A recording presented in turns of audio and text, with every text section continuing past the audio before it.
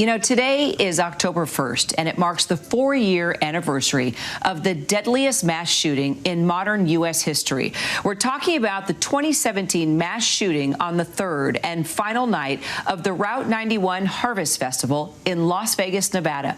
It robbed 60 people of their lives and left 867 other people injured. Well, today, the community is honoring all the lives of those lost and impacted by this senseless act of violence. We now introduce you to one professional firefighter who actually had to step away from his childhood dream job after that night changed his life forever. Take a look. My night at Route 91 changed my life, and I didn't even know it. Life has changed for me so much over the last 4 years. I basically had to step away from the position of being an online firefighter, driver-operator of an engine, which was my childhood dream. And I was able to move into the fire marshal's office and start a new life in there, but being online was not healthy for me anymore, and that was really hard. It was a really big change, and it was really hard because I loved doing what I was doing, but after Route 91, it wasn't going to work anymore. Being a dad of a 9-year-old little boy, it changes my awareness, and it's something I worry about every day, that my son is living in this world. So I'm definitely more hypersensitive to what he's going to experience. Joining us now is Representative Dina Titus, a Democrat from Nevada, to talk about what's happening in the community today and just remembering those lives lost. Dina, it's so good to see you. Well, thank you for having me, even if it is on this sad occasion.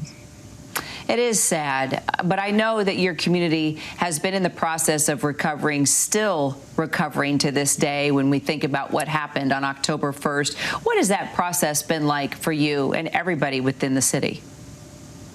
Well, Las Vegas is resilient, and this certainly brought us all together.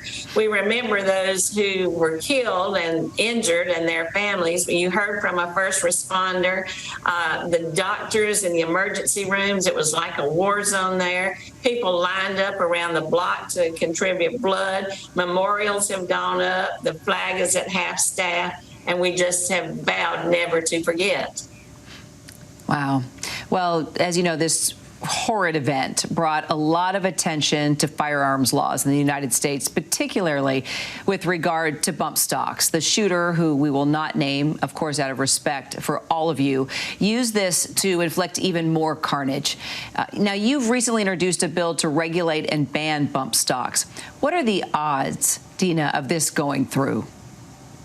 Well, we tried it before, and it didn't work, and you see so many incidences of gun violence, and then everybody gets real excited, bills get introduced, and then they gradually fall by the wayside because the NRA exerts so much influence and gives money to the other side. I believe, though, that in light of all the things that have happened in the last 4 years, not just on that October 1st, that there has been growing support. You see young people who are now driving this energy. You see parents. You still see people from the schools that have been attacked, the movie theaters. So I'm optimistic. I think we'll even get a little bipartisan support.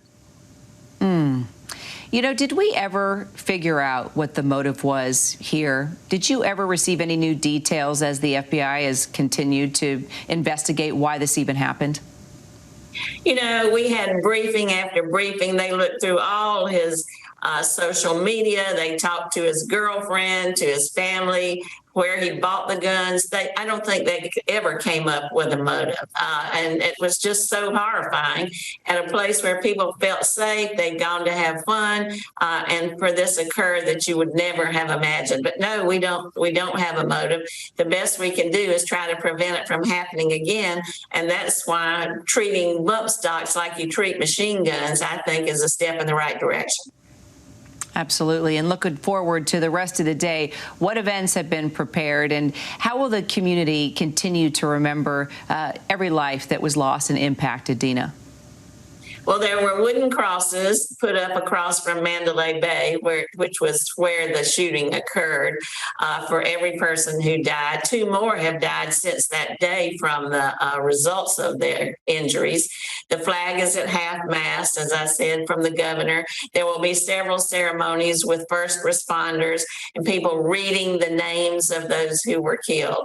And we just can't forget the families that were left behind, or the doctors and the nurses and the people who were in those emergency rooms. You just can't imagine what that must have been like, and that stays with them forever. So we've had a center established with some of the funding that was raised for people who can go and have someone to talk to, get some therapy, have somebody to bond with, and to kind of treat the problems like you heard from the firefighter. Well, we just, as you were talking, looking at pictures of a number of those victims that lost their lives that day, and we just lift you up and that city up. What a fun place to go to. My family loves coming to Las Vegas, and I'm glad we got to talk to you and just how you are honoring those lives lost, and that the city just keeps its spirit. Representative Dina Titus, thank you so much. Thank you for helping us do that. Hi, everyone. George Stephanopoulos here. Thanks for checking out the ABC News YouTube channel. If you'd like to get more videos, show highlights, and watch live event coverage, click on the right over here to subscribe to our channel. And don't forget to download the ABC News app for breaking news alerts. Thanks for watching.